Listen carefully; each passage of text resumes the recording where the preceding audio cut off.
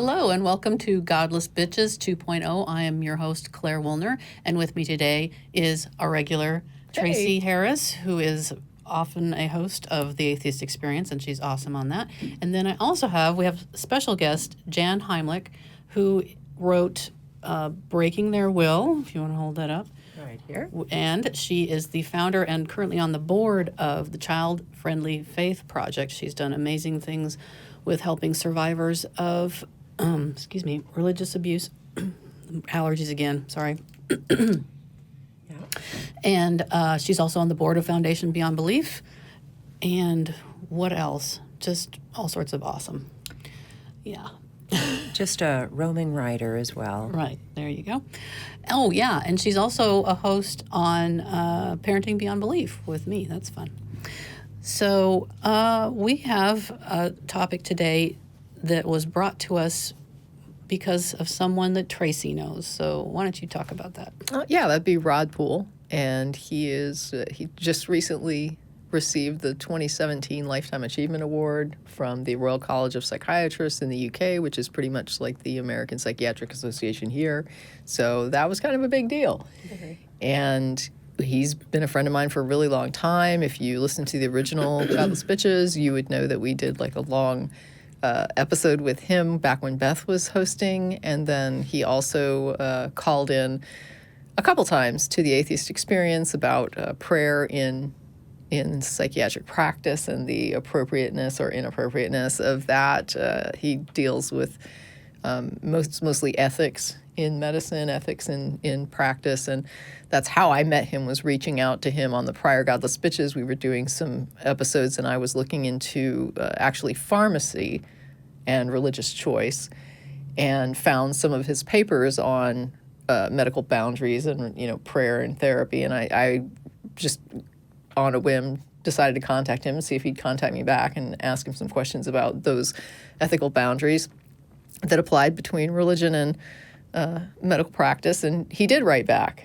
And so then we started a correspondence and a friendship that has lasted for years. I think he said he thought we started in like 2011 or something, so it's been a long time. And I was very excited to finally get the chance to meet him in person. He had the opportunity to stop in Austin, and he did. They're on a work. He and his colleague Catherine Robinson were on a working trip, and between Mexico City and somewhere in Canada, they decided we have to stop in Austin so Rob can meet Tracie. I talked him into doing an interview, which we're trying to figure out how that fits in and where we're going to air that at this point on a project he's working on called Tracie, which is a self-harm initiative in South Asia. And he also then took an opportunity while he was here to say, hey, we have an ongoing research project, and we are using different demographics and different to test out what non-practitioners, what lay people think about boundaries in medical practice. And so they asked if they could enlist us as American atheists to participate in this, because they wanted to get secular people in the United States. They thought that would be a good group to use for comparison and contrasting. And so we pulled together some people literally at the last minute. Like it was Monday when he came in for the interview, and then we started soliciting on Tuesday, and then Wednesday night we did the study. And so me and Claire got to be human guinea pigs along with several other atheists from ACA who participated, and that was an interesting study. Fascinating. Yeah, and apparently we aligned with some groups in London or something like that. Like our answers were in alignment with a London group, out of alignment with some other groups, and I guess the basic protocol was that they would show you little stories, little vignettes of stories about something that happens in a medical situation, and you have to write down your impressions of that. Like, do you think that this is okay? Do you not think this is okay? Why do you feel uncomfortable with it, or why do you feel like it's appropriate? And then after you get done writing, they then open it up to a group discussion where everybody gets to kind of argue and talk about their impressions of the situation, and then you have an opportunity to amend your statement if you want to, and if anybody has changed your mind or made you consider something different, and then we would turn in the papers. And we did about 4 of those of varying complexity. Some were very simple statements and some were kind of longer. And then when all was said and done, all the papers had been turned in, they then went through the vignettes and talked about the real life situations that inspired those particular stories that they chose and what the professional considerations and ethical concerns were with those, whether they were considered appropriate, not considered appropriate, which groups considered them appropriate, did not consider them appropriate. And that was a very interesting evening. It was amazing. I really enjoyed it a lot. Excuse me. Yeah. So, and in addition to that, which I would like to talk about more, and actually we can kind of dig through that and ask your opinion too, because you have some experience in this a little bit overlapping. But so, what do you want to bring to this? I mean, you have a lot to say about children and how they have been sometimes cornered into being faith healed and they die. And tell us more about that, because I can't understand why it's legal. Yeah, it is hard to fathom, and some states are worse than others based on whether or not they still have religious exemptions for things like manslaughter and so forth. When a child dies or even just gets very sick as a result of being neglected medical care for religious reasons. So some states have gotten rid of their religious exemptions, which at one time in the 70s was in every state, thanks to the Christian Science Church. And then you also have just certain extremist churches, and I say churches because we've not really seen this issue come up in any non-Christian-based religious environment. So whether it's Jehovah's Witnesses or whether it's more of a smaller, fringy church, if it ends up, doing a lot of harm because the church decided that this is what we're about. No one gets medical care, although they tend to deprive children of it more than the adults, because the adults will sometimes steal off into the night and get their own medical care.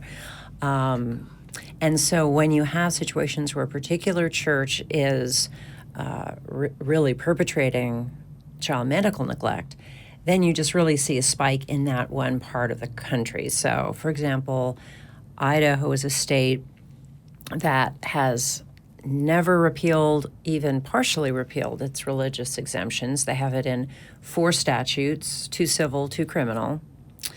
And they also have a church called Followers of Christ, who are rabid about denying their members medical care.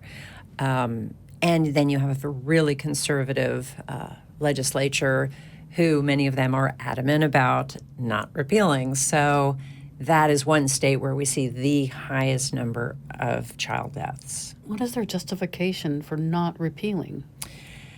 The legislators can't seem to separate their own religious beliefs from the issue. In other words, they're just highly irresponsible. So they'll come up with all kinds of religious freedom type justifications, but really very, very often where it comes from, and this is seeped through in some of their public statements, is that they just love the idea of faith healing. They love the idea that, in the Bible, that Jesus supposedly did that. They have talked about children in the followers of Christ who have died excruciatingly, horrific deaths. And, you just take something curable like, or treatable like diabetes. No one really knows what it's like to die from diabetes because it's not in the mainstream. It is a horrific experience for someone to die from and go through diabetic shock and so forth. But we've also seen other, just such suffering I can't even begin to tell you. And yet they will say things like, well, God chose to take that child, and right now that child is where we all want to be. So they actually end up justifying it by saying that they're envious of the kids. So there is no awareness or appreciation of child protection. It's all about the religious beliefs. They are monsters. I mean, they'd be breaking the law in probably every other state. Law schma, it's immoral. I mean, I don't care how you look at it. Letting children die because... Yeah, and yet, when it comes to issues like abortion, of course, they're completely opposed to harming a fetus. Yeah, I mean, honestly, in this case, though, I think I'm more concerned with the legal aspect than the moral aspect. It's one of those things where it's like, I don't care what your morality is, this can't be legal. Right, I agree. And I always find it interesting when we bend or break laws on behalf of religious freedom. Because to me, the question is, first of all, let me just say, I am against anybody passing a law with the intent of persecuting a religion. I think that anytime you're passing some law and behind it is some sort of anti-Muslim sentiment or anti-Christian sentiment or if that's your purpose in doing this is to persecute some group, then you're wrong. If we do pass a law and it seems like a good law, and then somebody issues a religious challenge and we look at it and we say, yeah, we could exempt this, and it doesn't make people less safe. It doesn't make people less sanitary. It doesn't. Well, if that's the case, then it shouldn't be a law, right? I mean, you shouldn't have a law to protect people that isn't actually protecting people. And so in a case where somebody challenges a law for religious reasons, and it turns out that we can bend it for them, it should be because, you know what, it's kind of a goofy law, and it doesn't really perpetuate safety or sanitation or something like that.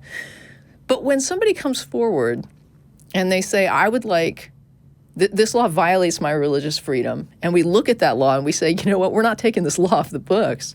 You should be subject to it regardless of your religion. I mean, when we determine that a particular law is conducive to public health, public safety, public sanitation, then I don't care if it's violating your religious freedom. At that point, your religious freedom is an infringement on everybody else's safety. And while I'm willing to protect your religious freedom from persecutorial laws, I'm willing to protect your religious freedom from iffy laws that really maybe you can show that it harms you from a religious freedom standpoint, and the law itself is not really protecting people. I'm even with you there. I'm not the type of person who says, dang it, if you can't wear a beard and be in the military, I don't care if you're a Muslim. It's like, no, if the Muslim can have an exemption for a beard in the military, then we don't need to ban beards in the military. It's like, if it's okay and it doesn't hurt him, he still does his job, or she. I mean, they're going to be fair. Yeah. Then by all means, let's take that rule off the books. Like, what good is it? So I think, and I consider myself to be pretty robust there in supporting religious freedoms and supporting your religious rights. But when it comes to laws that we're saying this law actually helps society do better in ways of just basic safety and survival, we don't exempt that. I just don't think that we should exempt it. I think if there's a religious exemption, you're either looking at a law that other people shouldn't be subject to, or you're looking at a law that they shouldn't get an exemption for. Yeah, it really is a religious privilege in that sense. And back to Idaho, and your point, if those people actually did believe what they say they believe, they should be fighting to remove child protection, in this case, required medical care in serious situations. They should be fighting to have that apply to every child. They should be saying, no child in our state deserves required medical care. Right. But no, instead, and so when you have a lot of discussions about the religious freedom stuff, when it comes to children as being the ones who are the subjects, the recipients, then you really have just gross violation of human rights, because the adults are not speaking for themselves very often. So, a similar example is the Amish, who got the Supreme Court to say you don't have to have your kids attend high school. People think that was such a great decision because it was respecting the Amish. Well, you talk to anyone who grew up in the Amish and left, they have no tools to be able to get a job. because they were denied the same educational standards that every other child Right. is given. So to me, it's way more about discrimination Right. than it is about religious. Well, you freedom. restrict their opportunities as children, and then their opportunities are grossly restricted as adults. Exactly. And it's harder for them to leave. Yeah. Mm-hmm. Yeah. So then I don't feel like we finished with talking about Rob Poole Okay. and his stuff, and which there were 4 vignettes, and eventually they gave us permission to talk about them.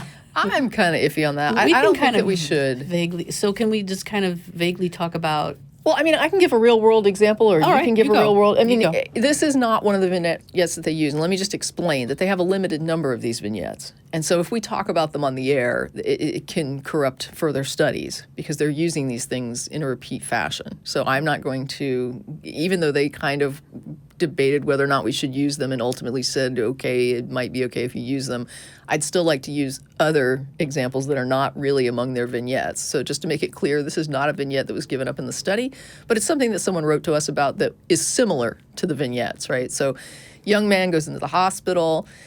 He requires surgical care. He's going to be there for a few days. While he's in the hospital bed, his mother is there visiting. She's in a chair next to him by the bed, and the chaplain comes in and he looks at the patient's chart, sees that he's listed as an atheist, and says, says lightheartedly and in a friendly fashion, "Well, you're an atheist.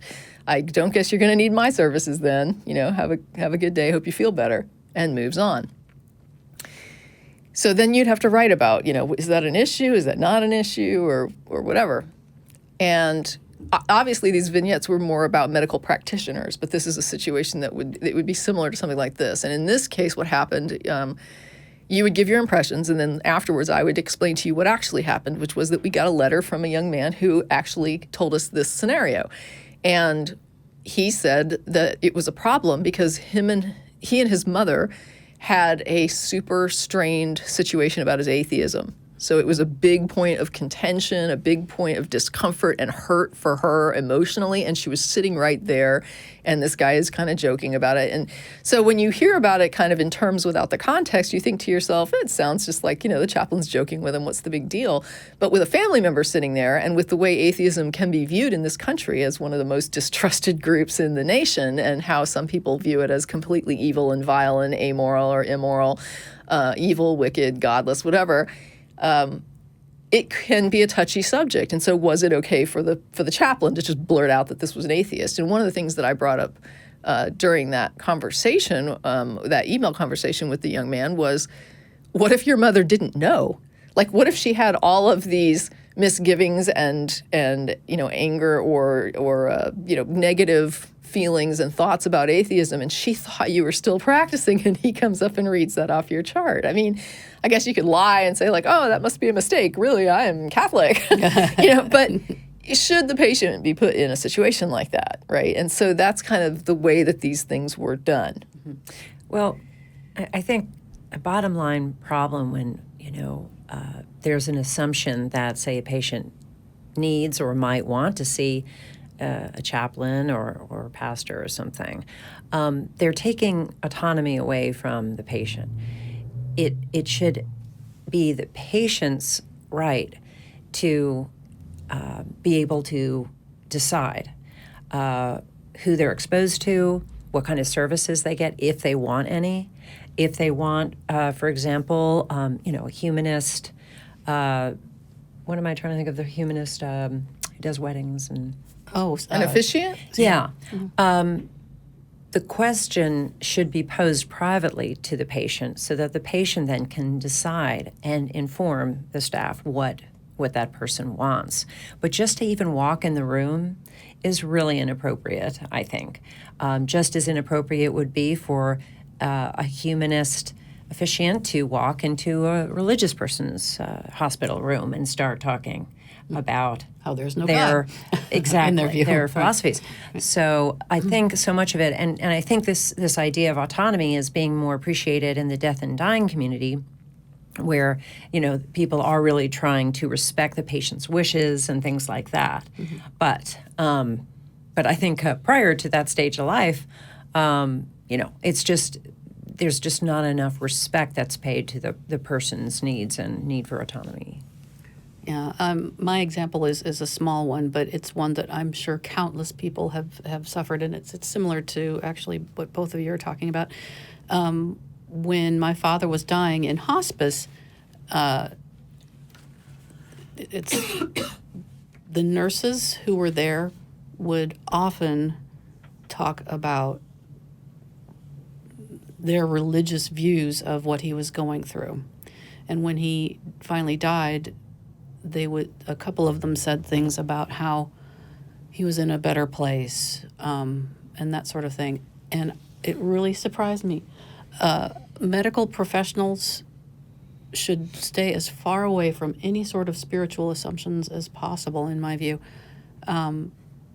because you're dealing with a death and your own They need processing. training. Right. They need to be educated. They need training. And then on top of that, I have to kind of go, oh, Jesus, I've got to deal with this again, and do the at least mental pushback against it. I don't necessarily have to say anything because God, you got enough to deal with, but it happens often that that they voice their own. What if this kind of information was discussed in medical schools? It is. The problem is, I'm looking at it right now, the problem with it is that it's discussed as appropriate. There was a book that I read, and I would want to recommend, Blind Faith, The Unholy Alliance of Religion and Medicine. Oh, yeah, I've read It's that. very dated book now, and to me, I mean, you're an author, maybe you'd like to take it on. This book could use an update because things have only gotten worse since it was written. One of the things it talked about was how many medical schools have spirituality and healthcare curriculums. Since this book was written, more of them have those curriculums, not less. So the book at the time it was written was saying, hey, this is a bad trend.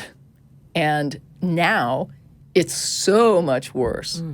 And so they did part of what he did was a statistical study. He got a statistician to come in and do it so that he wasn't doing it directly. And they looked at medical research studies and things that were being propagated in the media that were not really backed by evidence and research, things that were being claimed by people who support spirituality and healthcare, that were getting these popular interviews. And when they'd go back to look them up, they couldn't find support for those claims, and problems with studies and conclusions that were drawn from studies that do not demonstrate those conclusions. So the book was a real eye-opener, but now it's decades old. And I think at the time he wrote the book, there was 20-something medical schools that had this sort of curriculum, and now it's almost 90% or something. It's gotten wild. It's a big network of stuff where it's you get these grants and funding if you promote these curriculums from particular groups that support the research and have their own researchers who are very often publishing and who then publish textbooks that then go into the classrooms at the medical schools who then get the grant because they support. And it's a cycle. So they do have curriculum in dealing with religion in the medical setting. The problem is more and more that curriculum it's your job as a medical practitioner to be spiritually aware and to be able to discuss religion and spirituality with your patients. They're being given the green light is what's happening at the medical schools and the nursing schools. Yeah, and that's reflected too in how the American Academy of Pediatrics has approached the issue of beliefs of faith healing and so forth. So if a child is taken to a doctor, the parents have beliefs about faith healing, then the AAP focuses way more on respecting their beliefs and so forth. So you don't usually get it the other way around. And I think that if there could be teachings in some way for the medical profession, webinar or so forth. Maybe Dr. Poole would be a good person to lead that. There is so much education that medical professionals need about this. Yeah. I mean, he's basically expressed surprise at when all of this first started bubbling up in the UK. His thought was this is a clear violation of boundaries.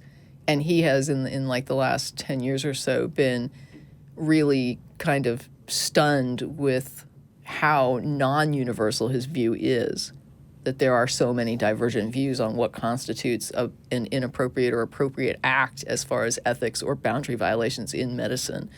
And so he's just kind of been disillusioned, I guess, with the idea that, oh, you just don't mix these things. And it's like, apparently lots of people don't see a problem with it.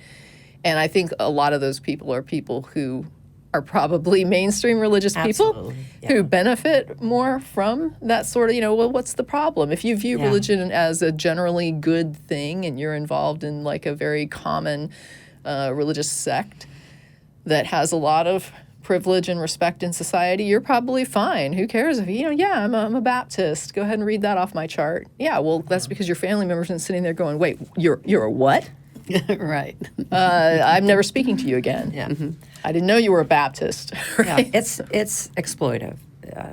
It's someone is basically pushing their ideologies on others, and it's all presented as having good intentions. Yeah. I'm one that I when I look at like civil rights violations, especially those of children, I could care. I talked about this before, as you know, Claire, that I could care less about intentions. If you are looking at patients' rights, you look at how the patient is affected by what is said or done, regardless of the mindset.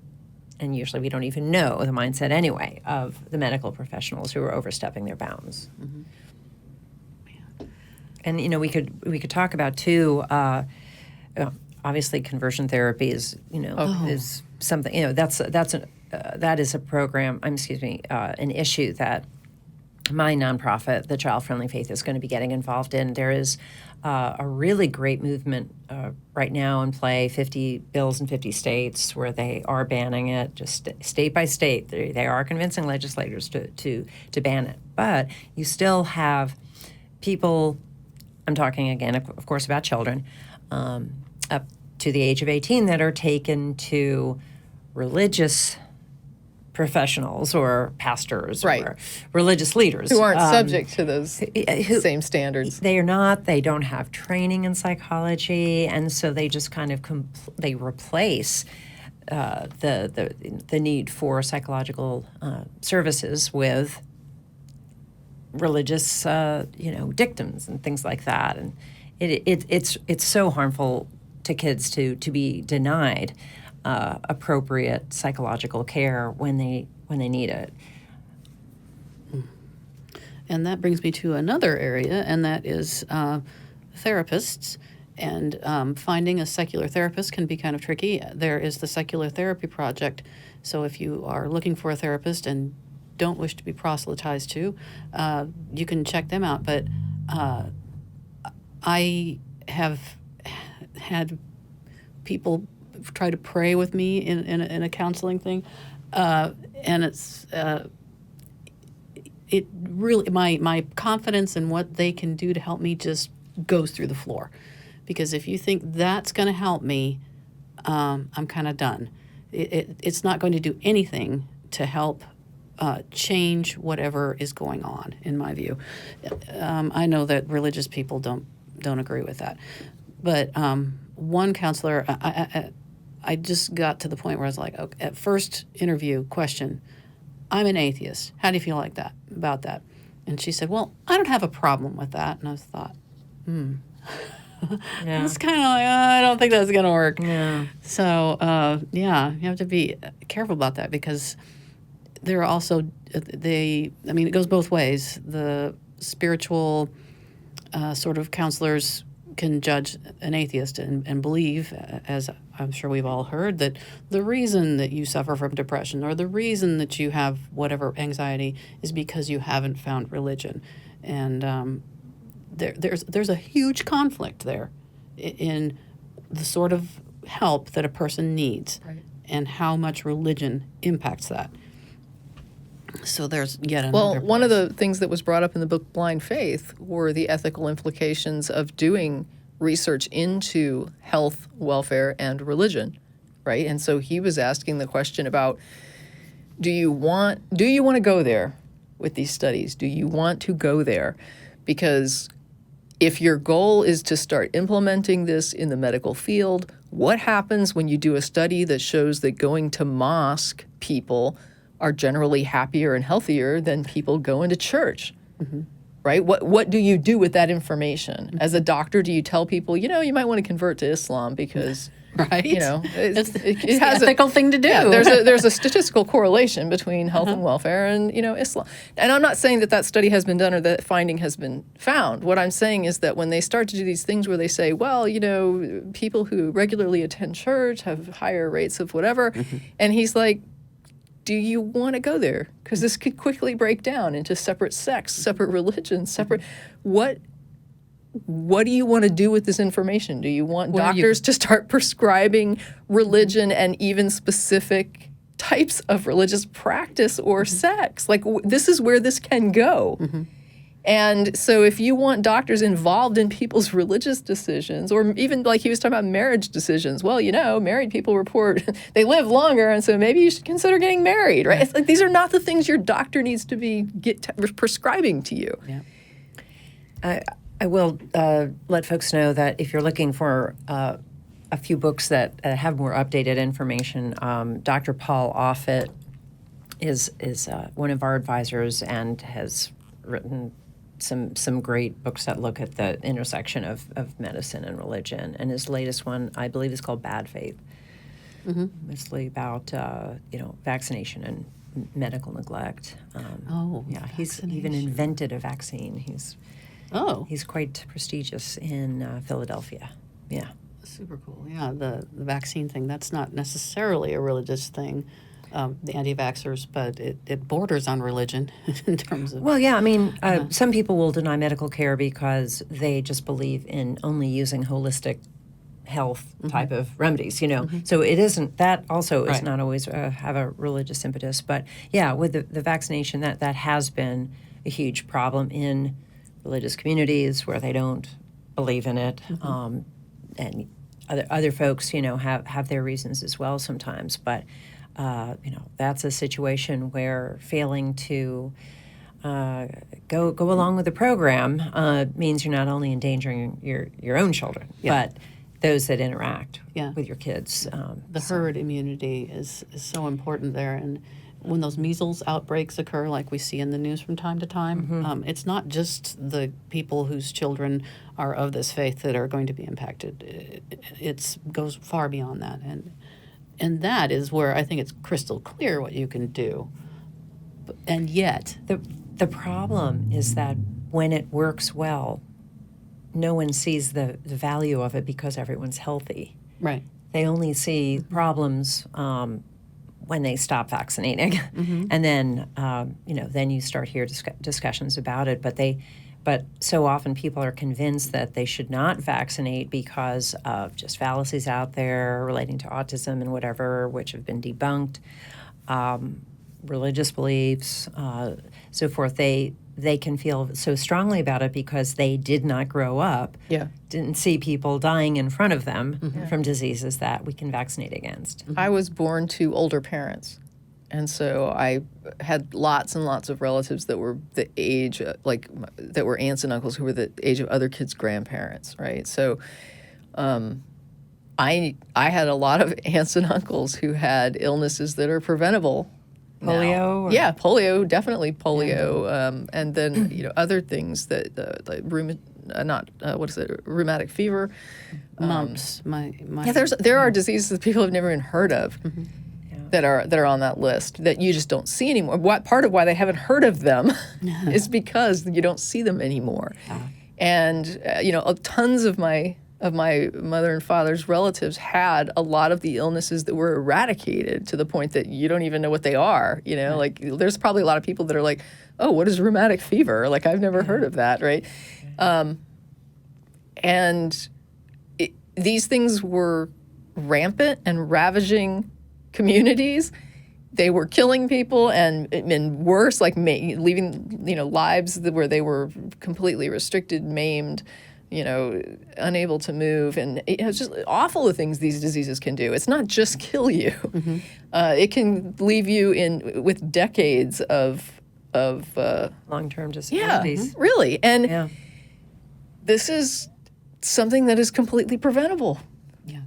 If there's an immunization for something out there, Yeah. sign me up. But it's like what Jan is saying is that these methods have been so successful Right. that we've raised a generation or two of people who no longer see the need for them because they're like, well, people don't get sick. I don't know anyone that has this. Right. I don't. And it's like, oh, these things were super common Right. and deadly and worse. And, you know, the idea that you're seeing the result as we've eradicated this stuff, you're the beneficiaries of these methods of halting these illnesses, and they did exist and they were horrible and there weren't responses to them, and now we have it, and that's why everybody's walking around without polio. So you know, absolutely you need to inform yourself about what happened to people just a few generations ago before you can start talking about, you know, oh, people are just healthier now because we eat better. And you know, Have y'all had chicken pox?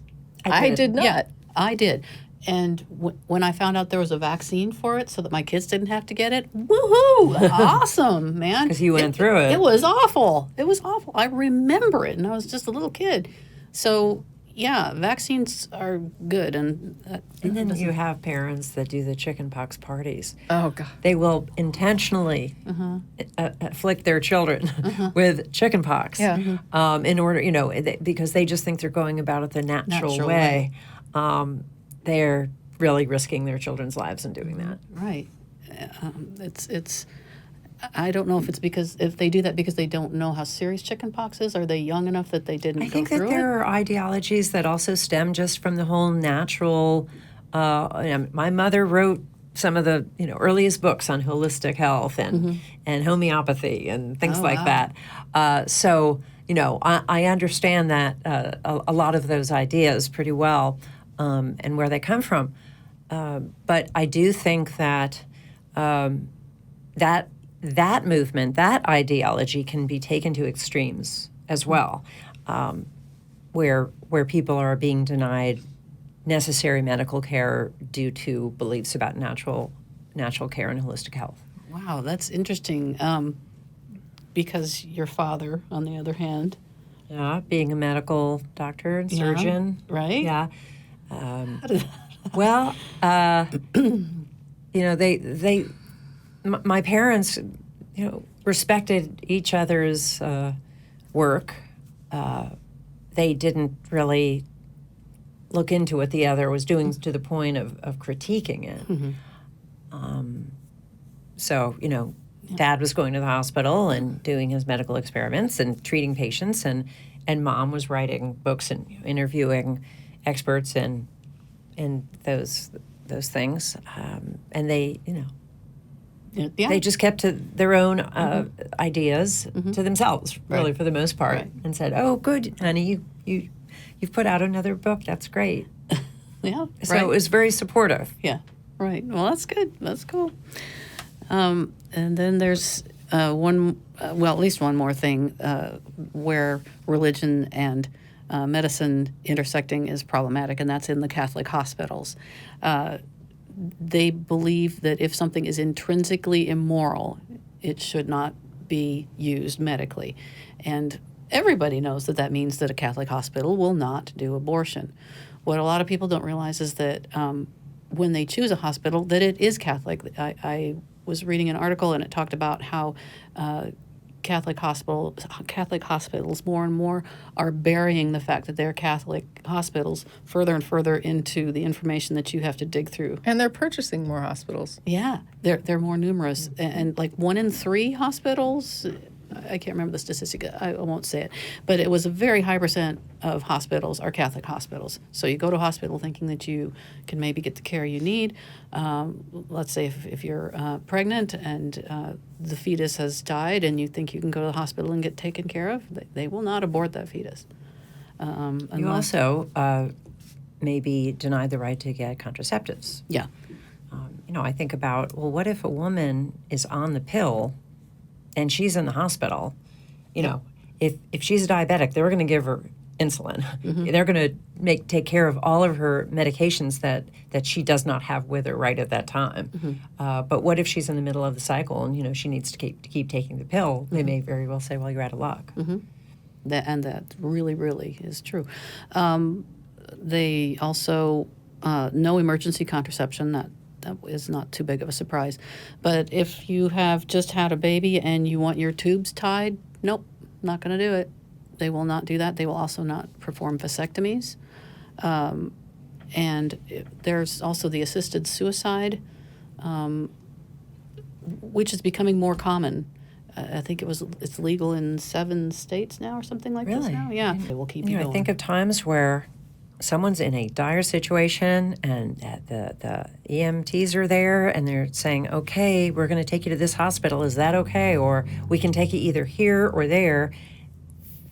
The person who's just having a heart attack or whatever, probably at that point is not going to be thinking through, is that a Catholic hospital or has it got some sort of religious influence or something like that? So it's really important that that information is completely transparent in general. What if there is no choice, right? What if all the hospitals in proximity to you are Catholic hospitals? I think that's what starts to worry me, is what happens when your only options are this option, right? And at some point, the religious monopoly on these things is going to have to break down, right? So it's like the thing with the pharmacist. Right now, those laws are based on the idea that they treat it almost like we would treat the ADA, right? So that if an employer can offer reasonable accommodation to somebody with a disability, they cannot deny employment based on that disability, and they are compelled to not discount them as long as they can reasonably accommodate them. If the employer thinks that the accommodation for that particular employee would be unreasonable, that it would be like an undue cost or burden on them, then they can opt to exclude that person from their hiring pool. And this is kind of how they handle the pharmacy issue, right? So they say basically, if a pharmacy is big enough where they can staff more than one pharmacist, and this pharmacist can be on staff where somebody else is also on that in that shift who can supply the birth control, then this person's religious liberties can be acknowledged and accepted by the employer, as long as the patient can still be you can still cater to your patients, and then there's not a conflict, and you can respect that person, and they can't be denied employment just because of this inability to do these particular parts of the job. It's just like we would handle a disability. But what happens when you start to hit a tipping point where all the pharmacies in a particular area are in a situation where they're accommodating religious freedom of these pharmacists? I mean, is there going to be a point where the employer gets to say, your religion bars you from employment here? I mean, what happens with that case? Is the court going to say, you have a right to discriminate against this person religiously because, not because you can, well, I get because nobody else offers this, right? So how do you get around the idea that at a certain point, the more accommodation that's made and the fewer people that are available that will offer those services, it becomes a huge burden. Do you then have to say, do you then say, okay, now we've reached that line where we can start not hiring people for their religion? Because right now the court isn't, their explanation for it should indicate that, right? But will that really happen? I would think that the way that would play out would not be asking about people's religious beliefs, but their willingness to prescribe a particular thing. Sure. No, I agree with that. I guess what I'm saying is, will they continue to use that as their legal philosophy when it hits a point where people really are having a hard time getting birth control? If I really do have a hard time getting birth control in my area, will the court say, well, this was our philosophy, and so now you can turn this person down because they're Catholic and won't prescribe it? Or will they change their philosophy at that point and say, oh no, the religious liberty wins again because of a different philosophy now? If you look at how the abortion debate has played out, it's certainly the decisions largely have been affecting women negatively who need those services. Yeah, less and less access, and they're not. It's not that. Yeah, it's not that they're saying, "Oh, we need a clinic in this area because there isn't one for 500 miles." No, instead, it's no. Sorry, you have to drive. And the laws are not 500 miles. they are not supposed to present an undue burden on a person's ability to exercise their rights. But they're allowed to do that, even though that's not supposed to be allowed. Yeah, I mean, I think there are probably many businesses where, I mean, it would just be completely fair, in my view, to say, okay, this is what our business does. Here are all the list of services we provide. Do you have a problem providing any of these services? And then I think at that point, you should be able to only hire people that say they're willing, because that would infringe on your operations so much. I mean, that is it happens that way. For example, I mean, you know, just to take a silly example, but like airlines, for example, they have a right not to hire someone who is so obese that they, you know, cannot do their job effectively by moving through that. I believe that they won that case. So I think in the same sense that, you know, if we're talking about, you know, if we're getting away from the idea of patients' rights and we're looking more to the rights of businesses, it would seem to me that businesses would have the right to not hire people who cannot perform the duties they have to perform to work there. And why can't those people then be, quote, discriminated against? Because you do have to offer reasonable accommodation. So in other words, if the airline says we would have to double the size of our aisles in order to have this person safely work on the airplane. But what if there was another person that was willing to do it? Right. And then they wouldn't, why is it, I mean, I understand if they're already got this certain, you know, people on staff, but in terms of just the hiring practices, why is it not reasonable for a business to say, you know, they wouldn't, of course, and couldn't ask, what is your religion and so forth, but they could just say, are you willing and able to perform the services that we provide the public? Simple as that. Well, because a lot of people with disabilities would not be able to get jobs in that case, right? So, for example, I hired a woman who was deaf, and she needed a particular type of device to help her operate the phone. She had limited hearing in one ear with a hearing aid. And in order to hire her, if the question is, can she work the phones with the clients, the answer is no, she can't.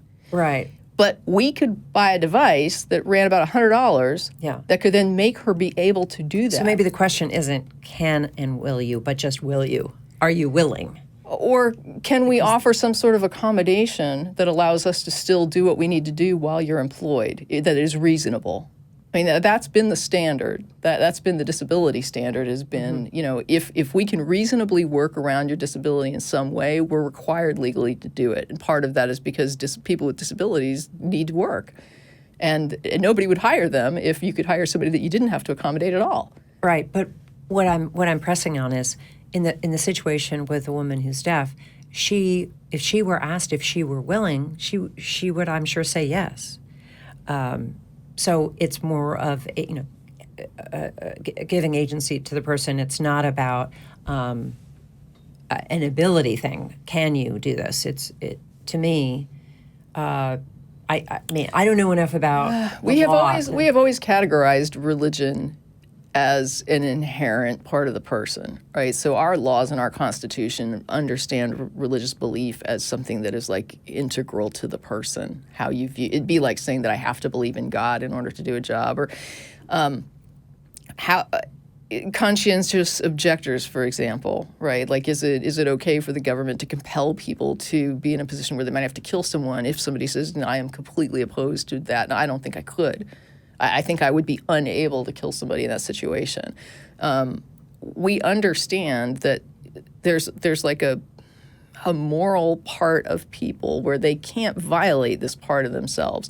And we respect the fact that even though religion can change in a person, that this is sort of inviolable, and that you can't really police it or ask a person to just set it aside in every circumstance, because there's going to be times where they're like, this is just too big a violation of me as a person to be able to discount it and do this thing. And so in a weird way, even though I also see the distinction between that and like somebody who doesn't have an arm, I also understand how hard it is when you're put in a position where you're basically told that what you think is morally obligatory is something you're not allowed to do, or something that you think is like morally reprehensible is something you're required to do. That it's for a lot of people, I think, an impossibility. I don't think that it is a matter of, you know, you're just unwilling to do this to this person or to not do this. It's about, I can't. I really can't. And even though later in life you could change that view, right? I mean, so this is something that weirdly is flexible in a person, but at the state they're in, at the time they're in, I think if you've ever been in a situation where you felt like you were being compelled to do a thing that you didn't feel was okay to do, it's like, feels like you can't do it. Right. And when you're in a situation where you're faced with two options that are both things that violate you, that's horrific. Like, that's just a moment where I've been in, and it's just like you don't even know what to do. So I have to, from a, you know, it's like religion isn't something people necessarily control about themselves. They are kind of subject to it because, even though there is some sort of fluidity to it, it is something that if you believe this is true and you believe this is right, it's hard to go against that in a way that makes it near impossible. So I can look at it from that standpoint and sort of say, okay, I understand why it's handled this way and why it's a right in our Constitution, because what are you going to do? You know, it's just people's beliefs. So, you know, it's a sort of tough thing. I'm okay with the reasonable accommodation, but I just want some guarantee that they're going to actually, That no one will be left hold out to in the that cold. later. When it comes to a situation, because like you said, when it comes to abortion, that's supposed to be my right, and yet you're letting the state put unreasonable restrictions on it that make it impossible or difficult for many women to access this right. So is that, you're not supposed to be able to do that, but you're saying that you don't see this as an imposition, even though there's like hundreds of miles where this woman doesn't have access to a clinic. Well, I think that we are often hearing from individuals who have this rather narcissistic view of things and this unempathetic view of things, where, you know, my right, my individual right, my freedom of religion and so forth. But at what point, and this is really what the courts are supposed to do, is look at how making a change for that person actually impacts the broader community. And one of the most key decisions by the Supreme Court, which would never make this decision today, was in the 1940s, Prince v. Massachusetts. And what they concluded, this had to do with a Jehovah's Witness woman who wanted to take a child and proselytize with a child, pass out pamphlets and so forth. The court ruled that the woman had violated child labor laws by doing that. But what was said in the decision was just really groundbreaking, because it didn't just talk about child labor rights or the rights. It talked about it talked about basically exploitation, and how parents do not have the right to be martyrs of their children, and that they cannot use religion as an excuse or justification to harm the broader community. So they really did talk about that greater responsibility, and I feel like the religious lobby is just so powerful that it has just shoved all that under the rug, because they seem to see an agenda of, wouldn't it be great if no one had that right? Yeah. Because we view That's the scary part, right? That's the part that scares me, because while I sit here and I try, like you're saying, I'm trying to be empathetic and say I don't want to deny them opportunities. If you can do 98% of a job and there's this one aspect of it where somebody else needs to step in, okay. But you're correct. When they come at this, it's not that sort of, hey, I just want to do the job and I really don't want to make a problem, but this is something where I'm asking for a concession to just sort of help me out because my religion, it's never this sort of there's never an empathetic aspect to it. You're right. It's always like bringing a hammer down. Like, you have to accommodate me because this is my religion. And it's like, I want them to understand that these rulings don't say that. The rulings say we can accommodate you as long as the accommodation request is reasonable, as long as it's not putting some undue burden on the employer. But the moment you cross that line, your religious rights are in the crapper, because the employer doesn't have to accommodate you when it's not reasonable, when they can't serve their customers because of you, when that pharmacy only has the funds to have one pharmacist in that office at a time. They can tell you that you don't have a job there because you're Catholic and because you will not prescribe birth control as a result of that. I mean, assuming that you are the type of Catholic that wouldn't prescribe the birth control, right? I'm not saying that they should make that assumption. But yeah, absolutely. And I get I don't have the confidence level that the people who are pushing for these things religiously are going to be satisfied with that. I don't think they're saying, that makes sense. Right. No, No, I don't think they're worried about undue burden. No, they're not. Or the broader community. Back to those legislators in Idaho, they really just saw things from their own very narrow religious vision of the world. Yeah. And they wanted things to play out like we're all in the Garden of Eden, and who cares about the people Well, they have a that history. don't believe the same way we do. They have a history of subversively installing people with their ideology to undermine other institutions, right? And so I look at this and it's like, am I seeing that here? Am I seeing, Catholic hospitals becoming more common in an effort to make that my only choice? Are these pharmacists going to court in an effort to make that my only choice? In the same way that, abortion clinics 500 miles away and 3 days of waiting, and, is this going to be our only choice? Because when I look at things like what they did with our school board, when I look at, it's like they didn't just get in there and say, I have religious views, but I respect education, and I really want to make sure that children are taught real science and taught real history. And these aren't Ted Kennedys going in and saying, I have my religious views, but I understand I have a job to do and I can separate those things out. Right. These are people that are like, I'm running for school board because I want to undermine science education, because I have a conservative perspective on history. Yeah. And they are using their religion to try and force those views onto non-adherents, which is completely, that's real religious persecution. When you start using your religion to install people in positions of power so that they can then implement forcing people who are non-adherents to be subjected to proselytizing your views from a school podium, from a hospital, from a pharmacy.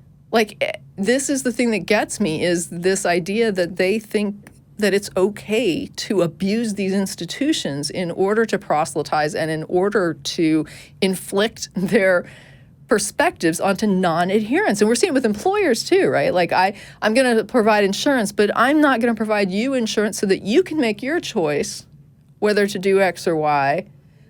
I'm going to make that choice for you based on my religious view. And it's like, no. Scary is the law oftentimes is falling on the side of supporting that. And so when I see something like with the pharmacists, right, and I look at the philosophy, I'm like, well, I am okay with that philosophy, but I don't feel confident that if it ever reached a point where there wasn't a choice, that the judges would issue that same opinion and stick to it, or would this go to an appeal and end up in one of those new 5-4 decisions where it's like, yeah, it's okay if you can't get birth control anywhere in your city. Mm-hmm. Well, that's why it's so important that there's not just racial and gender diversity on courts and boards, but also religious diversity and people of different philosophies, because the more religious conservatives that are packed on those courts or judges and boards and so forth, the less likely that the needs of the broader community are going to be respected. Absolutely. there was, oh, here's another one that I hadn't even thought about. Catholic hospitals will not do gender-affirming surgeries because it's effectively sterilizing the person. Isn't that, wow. Yeah, so. I wonder what their position would be on, like those, I don't even remember what it's called, but like the corrective surgeries. I'm putting quotes around that. When children are born intersexed and parents choose a gender. Like, I really wonder if is that even legal anymore? It is so frowned upon now. I don't know legally where it stands, but, there's been now, fortunately, more education about that. And so it is highly frowned upon for doctors to Choose. I just wonder even what a abide by Catholic the- hospital position is on that, or if they even do they have a position at all based on their, Catholic affiliation, or is that just something that they just simply adopt the mainstream view? I have no idea. I would be curious about that as well. I have no idea. Anything else? I guess I just was thinking as we were talking about this last issue that the biggest fear you hear from religious folks about humanist interests and concerns is they want to take over. They want to drive their agenda and have us all go to hell or something. Mm-hmm. When really what we're talking about is such a reasonable approach and just butting up against trying to prevent there to be, religious agendas taking over everybody's lives. Mm-hmm. So I just feel like that whole mantra they get into mm-hmm. is just so hypocritical and unhealthy. And it's, in some ways, I see more liberal Christianity as like an ally, right? Because a lot of liberal Christians would be against a conservative Christian group coming in and undermining science education. I'm sure there are many people who are in liberal Christian churches who are just like, no, we need to teach real science. Absolutely. So they can be, allies, and I don't want to gloss over that.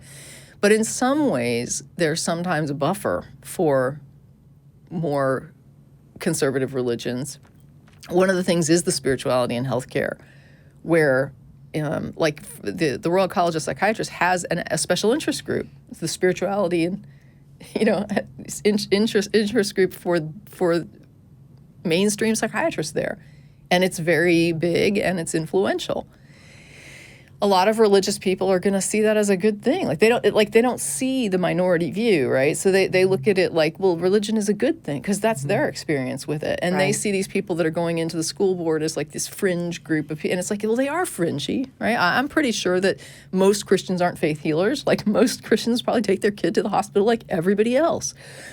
But they don't seem to understand, I think, the power that's wielded by these very political Christian groups and how they put out these propaganda wars, and a lot of secular people, not just liberal Christians, but secular people buy into some of these arguments. Yes, and they'll say, true. well, I'm secular and you can be secular and have this view. And it's like you realize you've just bought into a religious veneer that they're putting on top of their religious view that really isn't that robust, but you've fallen for it. Yeah. And you're helping to promote a harmful religious view, and you think it's your secular platform.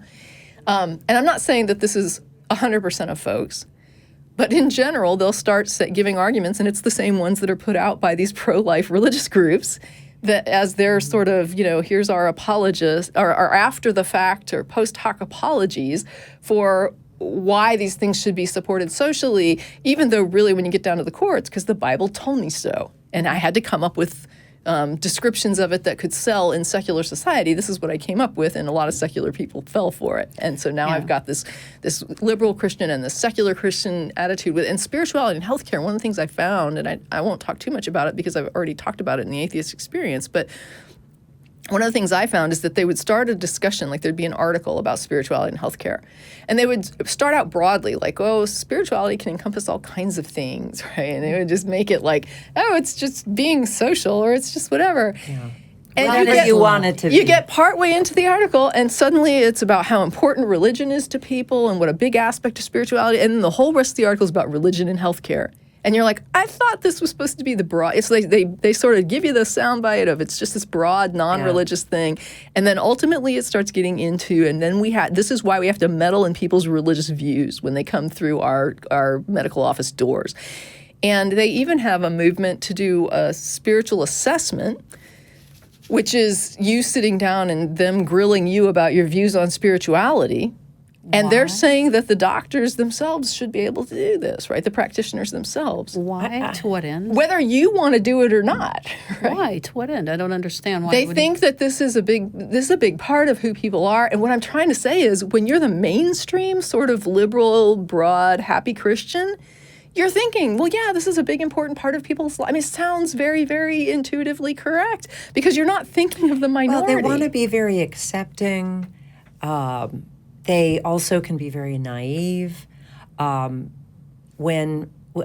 had the same kind of thing come up when I'm talking to people of the Jewish faith. And I remember I was traveling with a woman.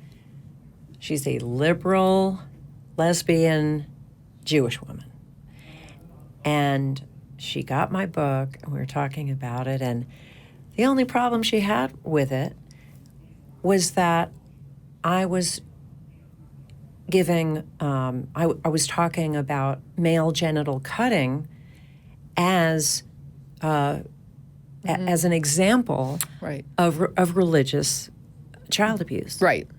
And because that was just the sea she had swum in since birth, and the culture she was familiar with, she couldn't see that cutting perfectly healthy tissue that has a very important purpose off of a baby's penis is not only medically harmful but also unethical. Yeah. And actually, though, I will say after she read the chapter, she let me know that she really changed her view on it. That's good. Yay! But I've had the same issue with secular Jewish conversations. Yeah.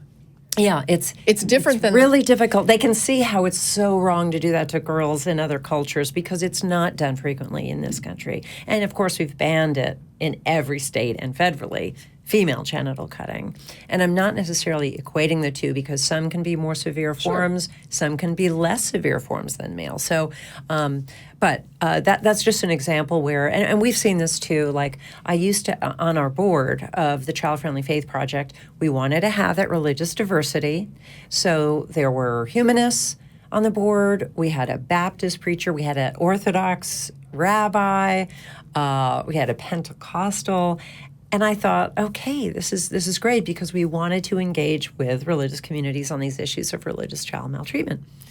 But ultimately, the folks who were non-liberal religious, we still have liberal religious folks on it, but those that weren't just couldn't handle it politically. They felt uncomfortable about saying that physical punishment is wrong. They had problems with saying that male genital cutting is wrong. And so we, which was not my wish, we ended up having, they had to leave. And we couldn't have the religious diversity that I had tried to have. So, yeah. Wow. It kind of doesn't surprise me, but when you started the story, I had hope. But that is another aspect, though, right? Like the physical punishment, violent punishment is what they call it, I think, in Texas Department of Health and Human Services for when you adopt children through our, is it CPS? You have to sign a thing saying that you will not apply violent punishments, and that includes any form of hitting. Yeah, if you foster. And you can even call that hitting spanking, and you still can't do it. Right. It's still violent punishment. Which is surprising to me that they actually did agree. They did have that as a policy. It's a requirement, I was really surprised to hear that. But that's another thing where, religion has sold secular society on, what's wrong with hitting your children? Yeah, it's in the Bible. But the people that do it who are secular aren't using it's in the Bible. They use all these other veneers that religion lays over. It's like the way that male genital cutting, circumcision, is part of the culture of many Jewish communities.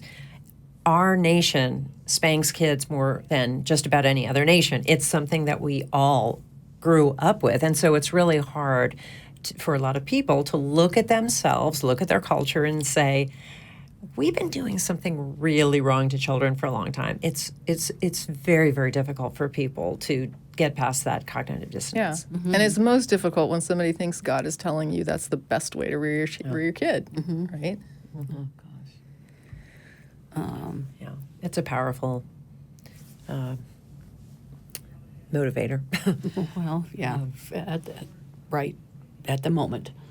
But later on, bad things happen. Again, it's just, education is so important to learn about child development. If more, and that's, one of our missions as a nonprofit is to educate more religious communities about child development. They don't have to, we don't have to say anything about their religious beliefs.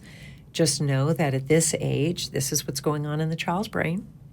And this kind of a message that you're getting across is going to cause the child to withdraw because it is abusive, and et cetera. So, and they can then apply that to their own lives in the way that is useful to them. But that, to me, is the most effective way to get people to change harmful behaviors.